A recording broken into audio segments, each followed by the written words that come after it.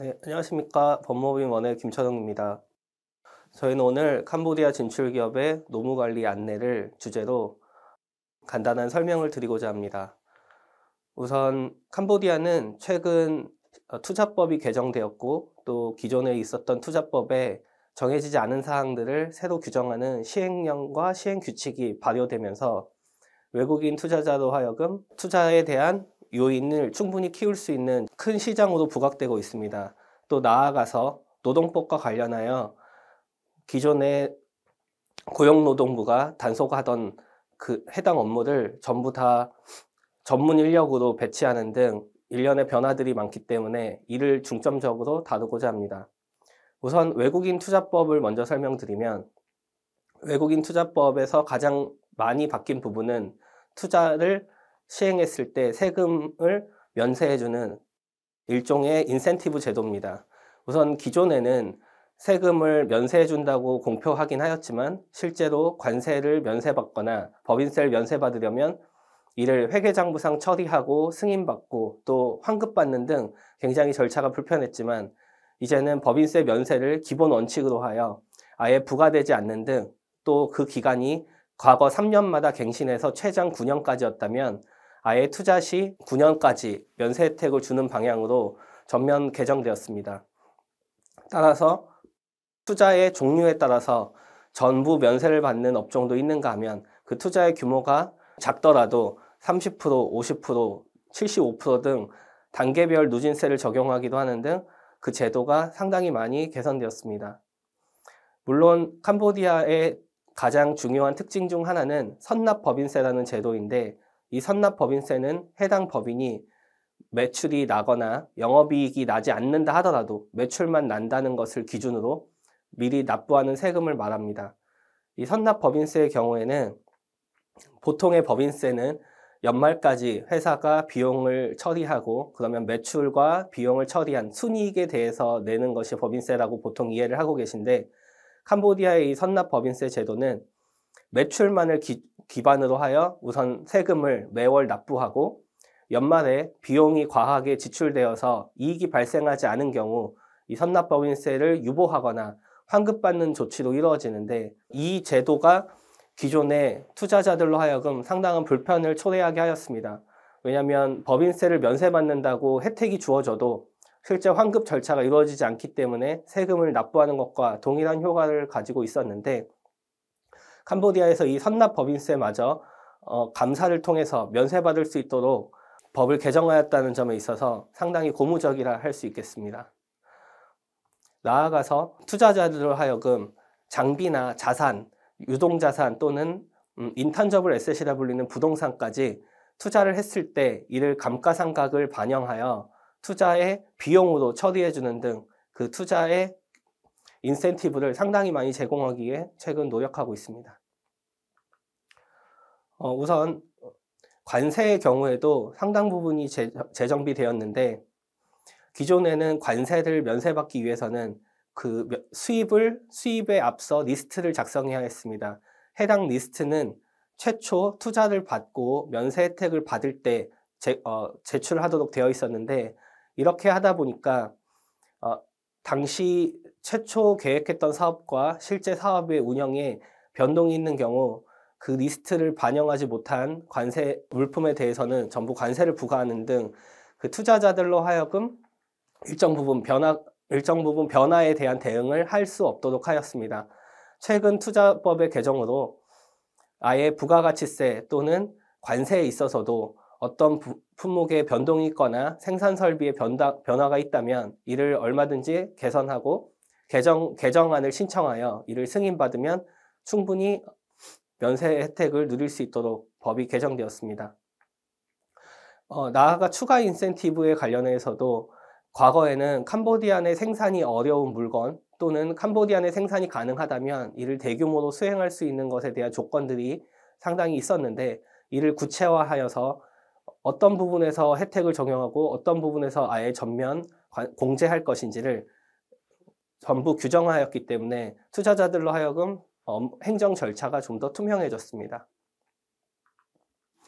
예전에는 QIP라는 것으로 일괄 통칭하여 불렀는데 지금은 이 투자의 정도에 있어서도 크게 세 등급으로 나눠서 네거티브 리스트를 구체화했다는 평가를 받고 있습니다.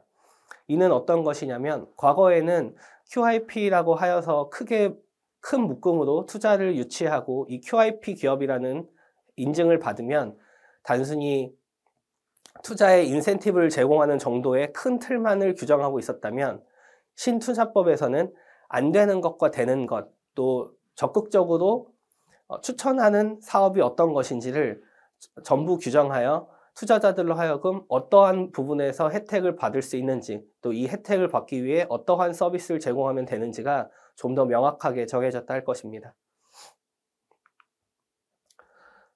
나아가서 앞서 설명드린 네거티브의 구체화에서 세 가지 카테고리를 간단히 보여드렸었는데, 이 카테고리에 나아가서 신투자법에서는 확대 적격 투자 프로젝트라는 일종의 새로운 투자를 이끌어내는 카테고리를 새로 추가하였습니다. 이는 기존에 투자자들로 하여금 어떤 규모를 투자하면 무조건 면세해주겠다는 큰 틀에서 한 발 앞서 나아가서 캄보디아 정부가 원하는 앞으로 2024년 또는 2030년 캄보디아를 이끌어가는 산업군이 되기를 희망하는 그런 산업들에 있어서 직접 투자위원회가 이를 지정하고 해당 업무를 서비스하는 기업에게 좀 더 큰 법인세 혜택과 면세 혜택을 제공한다는 방향으로 정책이 바뀌고 있습니다. 해당 정책에 나아가서 아직 가안으로 확정되진 않았지만 비자나 외국인에 대한 고용 등 일체의 인센티브를 동시에 제공하고 또 나아가서 현지의 캄보디아 분들을 근로자로 고용하는 외국인 고용주 입장에서 어떠한 인센티브를 제공할 것인지를 투자위원회에서 계속해서 논의하는 것을 보아 노동법보다 나아간 특별법이 시행될 가능성도 있습니다. 투자 프로젝트 관련하여 세부 사항들은 다음과 같이 PPT에 올라와 있는데, 우선 CDC라는 이 투자위원회가 기존에는 1년에 한 번 또는 반기에 한 번씩 투자위원회가 열리고 그 투자위원회가 이를 전부 다 정하는 방식이었습니다. 다만 신규 프로젝트 이후에는 이를 좀 더 수월하게 하기 위해서 상시 요청을 할 수 있고 이를 모니터링하는 시스템을 강화하여 상시 요청에 대응할 수 있는 투자위원회의 투자 심사부를 별도 운영할 예정인 것으로 개정법에 따르면 나와 있습니다. 이렇게 되면 앞서 말씀드렸던 것처럼 관세 혜택을 받는다거나 부가세 면세 혜택을 받을 때 기존에 신청했던 것과 다른 내용이 추가되거나 삭제된 경우 이를 실시간으로 요청하고 변화에 대응할 수 있는 캄보디아 정부의 행정 업무의 속도를 빠르게 처리할 수 있는 어떤 개선점이 될 것이라고 예상됩니다. 그래서 기존에 있던 프로그램을 좀 더 보완하여서 지금은 카테고리를 크게 세 가지로 나눴습니다. 9년간 전부 면세 혜택을 받을 수 있는 기업, 또 단계별로 나눠서 3년, 6년, 또 앞서 말씀드렸던 것처럼 같은 9년 안에도 퍼센트를 나눠서 뭐 25%, 50% 단계별로 적용받기도 하는 등 그 투자의 규모와 캄보디아 정부가 희망하는 적합성에 따라서 다양한 인센티브를 운영할 예정입니다.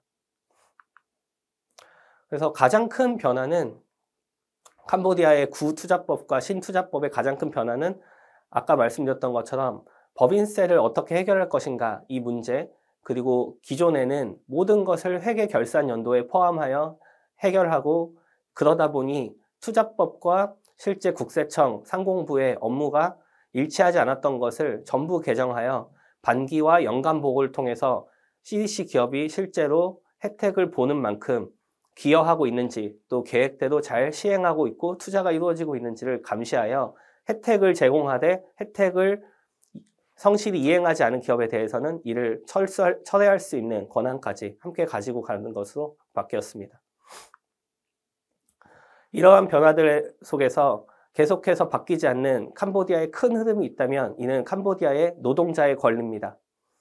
캄보디아 노동자들은 국내 노동자들과 마찬가지로 파업권, 단체 교섭권 등을 가지는데 특히 파업권과 단체 교섭권은 지난 캄보디아의 10년, 20년간 봉제 산업이 가장 큰 제조업을 이루었는데 이때 가장 중요한 부분, 권한으로 상징되고 있습니다.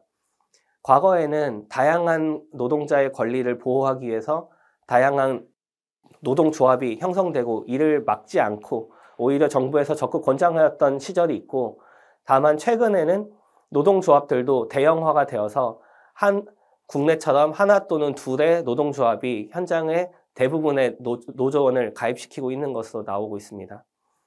파업권과 단체 교섭권은 결국 노동자들로 하여금 근로자 입장에서 지킬 수 있는 마지막 권리를 행사하는 것이기 때문에 캄보디아 내에서도 이를 적극 권장하고 있으며, 파업을 시행하는 경우 이를 전부 다 불법으로 규정지었던 과거와 달리 파업권이 정당하다면 이 역시 보호할 수 있는 절차들이 시행되고 있습니다.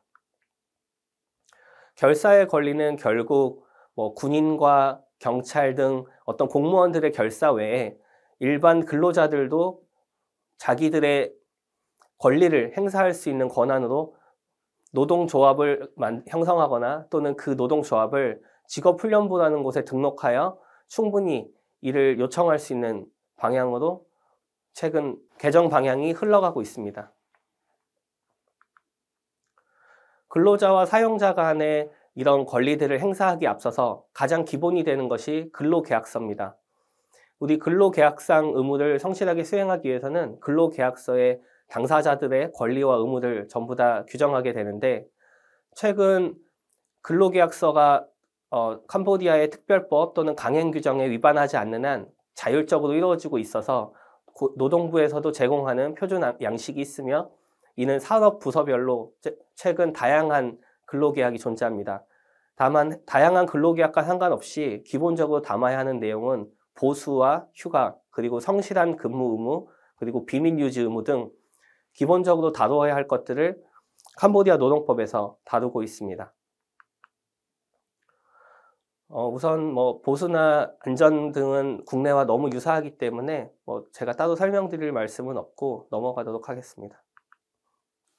국내와 마찬가지로 동일하게 적용되지만 초과 근무를 할 수 있는 시간도 법에서 정해놓고 있습니다. 또 근로자들 중에는 임산부 또는 노약자가 있을 수 있는데, 그들의 경우에도 주간 근무 시간을 법에서 정해놓는 등 인권을 보호하기 위한 조치들이 함께 수반된다고 볼 수 있습니다. 물론 최근 캄보디아의 경우에는 최저시급이 봉제 공장에만 적용되긴 하지만 조금씩 상승하고 있는 추세지만, 이 상승폭이 매년 5%에서 10% 미만으로 적용되기 때문에 외국인 투자자들로 하여금 이를 충분히 예측할 수 있게 되었습니다. 우선 기본적인 투자 근로 시간과 초과 근무 시간은 법에서 정해놓은 것이 있고, 이를 법에서 정해놓은 것 외에도 탄력근무제 또는 2교대, 3교대를 수행하면서 이를 유동적으로 바꿀 수 있는 제도가 함께 마련되어 있습니다.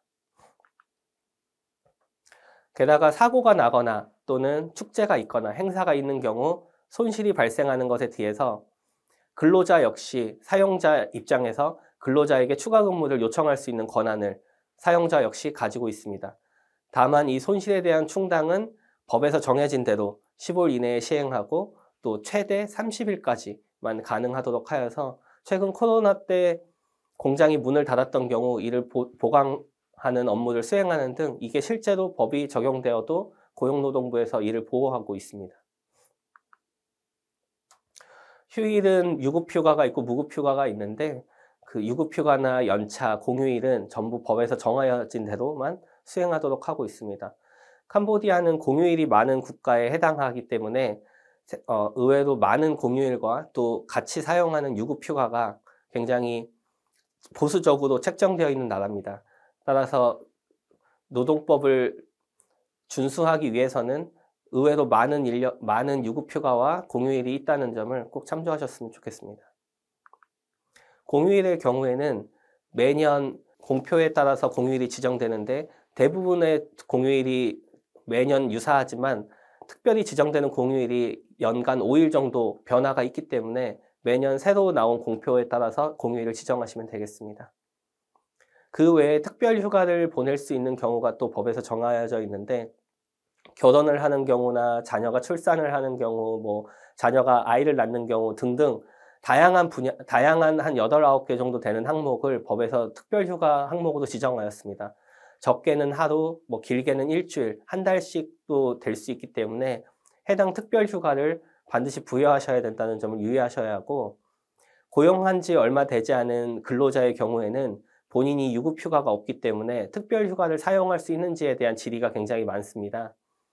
특별휴가는 법에서 정하여진 휴가이기 때문에 우선 사용하도록 되어 있고, 만약 그 해당 근로자가 특별휴가를 사용하고 근로관계를 종료하여 실제 본인이 사용할 수 있는 휴가보다 더 많은 휴가를 사용한 경우 이를 비용으로 정산하여 청구할 수 있도록 되어 있습니다.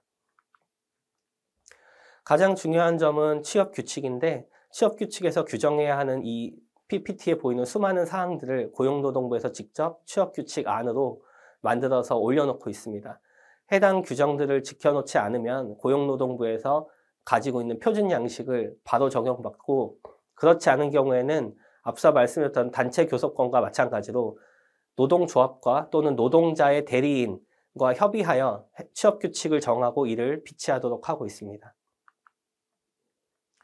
취업규칙에 나와야 되는 사항들, 근로자 대표라는 말로 표현했는데, 작은 사업장의 경우에는 근로자 대표이고 큰 사업장의 경우에는 노동조합의 조합장이 되고, 또 국내와 마찬가지로 전임 노조원도 업무를 수행할 수 있도록 최근 캄보디아의 노동법이 강화되고 있습니다. 캄보디아의 가장 큰 제도 중에 아까 잠시 언급했던 최저임금 제도와 임금 지급 방식인데, 최저임금은 매년 5에서 10%씩 조금씩 인상되기 때문에 이를 예측할 수 있는 수준이고, 다만 임금 지급의 경우에는 월급제로 매월 1회 지급하던 것을 2주에 한 번씩 지급한다거나 또는 일주일에 한 번씩 지급하는 식으로 법이 개정되었습니다. 물론 일주일에 한 번씩 지급하라고 법이 개정된 것은 아니지만, 봉제 공장의 특성상 생계를 유지하기 어려운 직원들이 많다는 정책을 반영하여 2주에 한 번 주는 것을 원칙으로 하되 매주 주는 기업들도 최근 늘고 있습니다. 임금 지급 방식은 방금 말씀드렸던 것이고, 만약에 인센티브나 보너스 같은 경우는 어떻게 지급해야 되는지 문의가 많으신데, 이는 기본급과 상관없이 지급하고 싶으실 때 지급하더라도 나중에 퇴직금을 정산함에 있어서는 그동안 지급했던 성과금의 평균치까지 전부 다 임금으로 계산되기 때문에 이를 적당한 기간 나누어서 지급하는 것이 기술적으로 필요합니다. 방금 말씀드렸던 것처럼 결국 근속보상금이라는 제도가 캄보디아 내에 새롭게 등장하였는데, 이를 통해서 캄보디아 내 퇴직금 제도가 생겼다고 보시면 될 것 같습니다. 캄보디아의 퇴직금 제도가 생긴과 동시에 2019년부터 새롭게 사회보장보험 제도가 도입되었습니다. 해당 보험에는 실업, 연금, 건강보험, 산재까지 전부 다 아우르고 있고, 해당 보험료나 또는 연금에 대한 비용은 사업주, 사용자와 근로자가 반씩 부담하고 있고, 이를 매월 월급과 함께 납부하면 실제 청구가 가능하고 사회보장제도를 좀 더 강화해 나가려는 추세에 있습니다. 지금까지 캄보디아 진출기업 노무관리 안내서에 대한 주요 내용을 설명드렸고, 이런 기회를 주신 노사발전재단에 감사의 말씀을 드립니다. 감사합니다.